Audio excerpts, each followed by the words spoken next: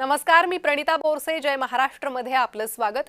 बुलेटिनच्या सुरुवातीला एक राजकीय बातमी. महायुतीत एका जागेचा तिढा अद्यापही कायम आहे. विधान परिषदेच्या इतर सर्व जागांवर महायुतीत एकमत झालंय. शिवसेनेला हवी असलेली एक जागा मात्र भाजप सोडण्यास तयार नाहीये.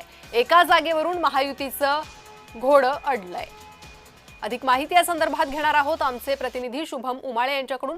शुभम, एका जागेवरून अजूनही महायुतीत एकमत झालं नसल्याची माहिती आहे, काय अधिक अपडेट? प्रणिता, आपण बघू शकतो की आज महायुतीची सकाळी बैठक झाली आहे, ज्यामध्ये स्वतः सुनील तटकरे यांनी एकनाथ शिंदे यांची भेट घेतली आहे. तर मात्र दुसरीकडे भारतीय जनता पक्षाकडून मंत्री चंद्रशेखर बावनकुळे आणि प्रदेशाध्यक्ष रवींद्र चव्हाण यांनी सकाळीच नंदनवन या ठिकाणी जाऊन एकनाथ शिंदे यांची भेट घेतली. खरं तर नंदनवन हे हॉटस्पॉट झालं होतं विधान परिषदेच्या निवडणुकीच्या बैठकीसाठी, आणि अशामध्ये सर्व जागांचा पेच जो आहे तो आता निघालेला आहे. पण मात्र एक जागा आहे त्या एका जागेवरनं सर्व अडलेलं आहे असं विश्वसनीय सूत्रांकडनं सध्या समजून येत आहे.